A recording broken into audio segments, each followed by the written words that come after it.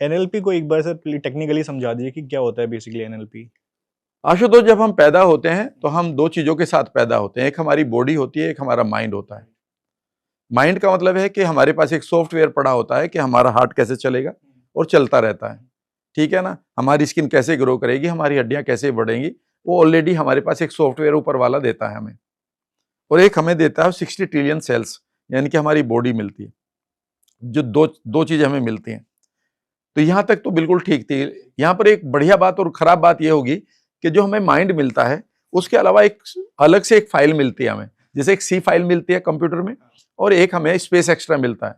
तो जो हमारा एक्स्ट्रा स्पेस है उसे हम कह सकते हैं कि वो हमारी ब्रेन सेल्स हैं, जिनमें हमारा नेचुरल ड्राइव भी भरी पड़ी है, वो खाली है, लेकिन दूसरा। कुछ आई मीन स्पेस खाली है। पड़े। वहां पर हमारे पास 60 ट्रिलियन सेल्स हैं, और कहते हैं कि इनको हम न्यूरॉन्स कहते हैं, और इनके अंदर बहुत सारी मेमोरी भरी रहती है। जैसे हम बड़े होने लगते हैं, जब आप पैदा हुए तो किसी ने आपको थप्पड़ भी लगाया ताकि रोने लगे, ताकि सब लोग हंसने लगे कि बच्चा आई मीन आप ओके है। फिर आपको का खा गा लिखना सिखाया, किसी ने आपको प्यार किया, किसी ने आपको धोखा दिया, कोई आपके लाइफ में फेलियर आया, कहीं दिल टूटा, कहीं की कोई रिवार्ड मिला। तो ये सारी मेमोरी भरने के लिए हमारे पास एक एक्स्ट्रा स्पेस होता है, और ये स्पेस कितना बड़ा है कि हमारे पास 80 बिलियन सेल्स हैं इनको आई मीन जमाने के लिए, इनको स्टोर करने के लिए। यहाँ पर भी यूं समझिए कि एक साइकोलॉजिस्ट ने लिखा है, ये मेरी कोई फर्स्ट हैंड इंफॉर्मेशन मैंने तो नहीं चेक किया, लेकिन मैंने पढ़ा है ये, कि हमारे एक न्यूरॉन की जो कैपेसिटी है वो 82 जीबी के बराबर होती है। तो कितनी मेमोरी हमारे पास है।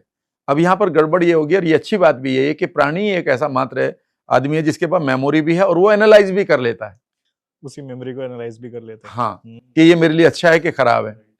और आपके पास जो ये मेमोरी है, जो इवेंट आती जा रही हैं, इनको आप डिलीट करके, डिस्टोर्ट करके, इनको जनरलाइज करके, इनका मीनिंग बदल के, अच्छा बुरा आप स्टोर करते रहते हैं, और फिर ये आपकी उस ड्राइव के पैरेलल चलने लगती है जो आपकी बॉडी को चला रही थी।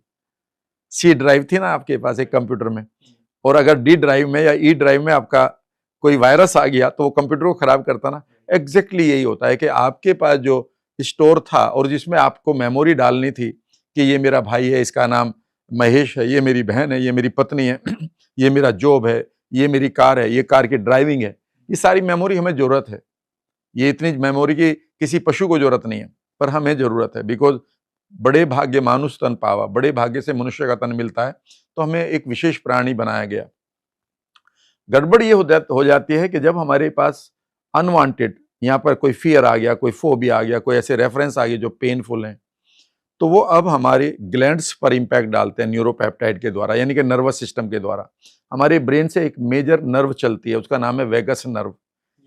इसका नाम कई बार सुना होगा, लेकिन इससे ज्यादा कोई नहीं जानता। मैं वेगस नर्व को भी एक्टिवेट करने के लिए कोर्स बना रहा था, लेकिन वो फ्री ऑफ कॉस्ट होगा दुनिया के लिए, क्योंकि मैं एनएलपी ही मेरा बस एक फीस है, बाकी सब चीजों में फ्री दे रहा हूं।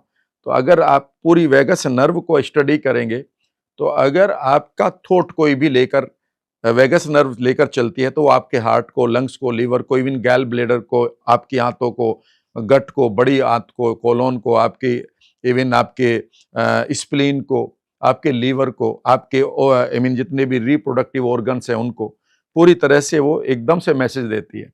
जैसे अगर यहाँ डर आ गया तो एकदम से आपकी भूख खत्म हो जाती है। तो सेंट्रल नर्वस सिस्टम का part, yes, central nervous system का पार्ट है, और उसमें जो नर्व है, मेजर नर्व है, जो मेजर पार्ट्स पर जाती है, उसका नाम वेगस नर्व है।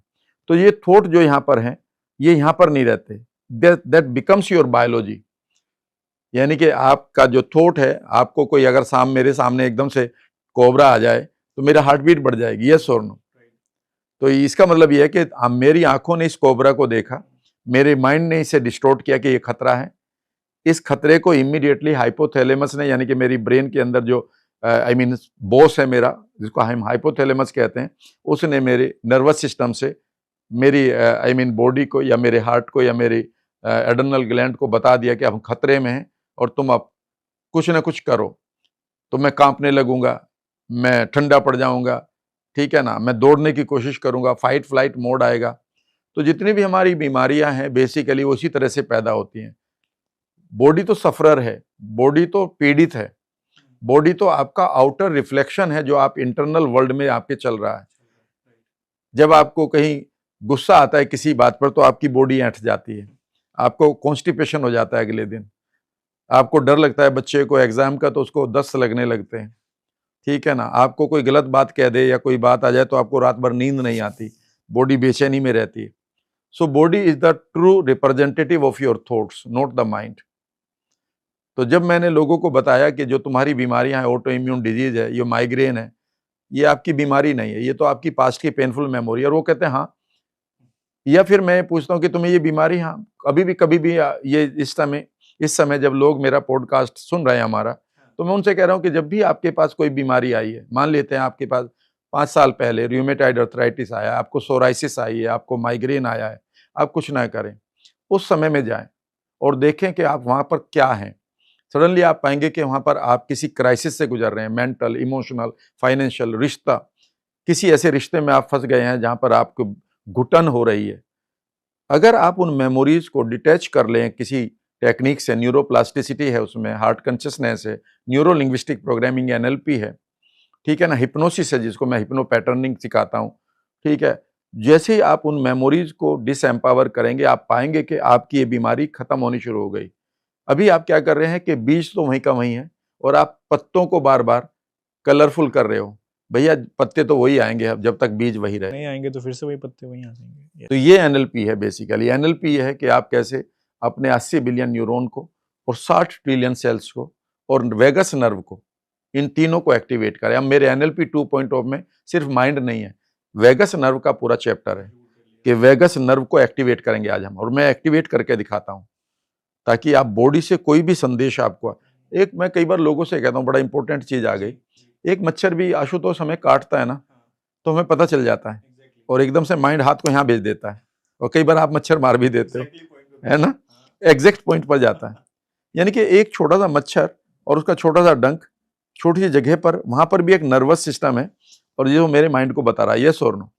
मैं कई बार लोगों से पूछता हूँ कि यार जो एक बार बताओ, तुम्हें ये 4th स्टेज का कैंसर निकला या 3rd स्टेज का कैंसर निकला, या तुम्हें आज पता चला है कि तुम्हें सोराइसिस हो रही है, आज पता चल रहा है कि तुम्हें ये रूमेटॉइड अर्थराइटिस हो रहा है, ये तुम्हें उस दिन क्यों नहीं पता चला जिस दिन ये शुरुआत हुई होगी? आपकी बॉडी ने रिएक्ट तो किया था, लेकिन या तो आपने बॉडी को एब्यूज कर रखा है या फिर आपने इस नर्वस सिस्टम को मार दिया है, वेगस नर्व को। तो वेगस नर्व की सबसे ज्यादा प्रॉब्लम आ रही है, इसीलिए माइंड उस चीज को रिसीव ही नहीं कर रहा आपकी बॉडी से, और आप डिले करते करते वहां तक ले जा रहे हो बीमारी को जहां तक आप नो रिटर्न पॉइंट आ गया है।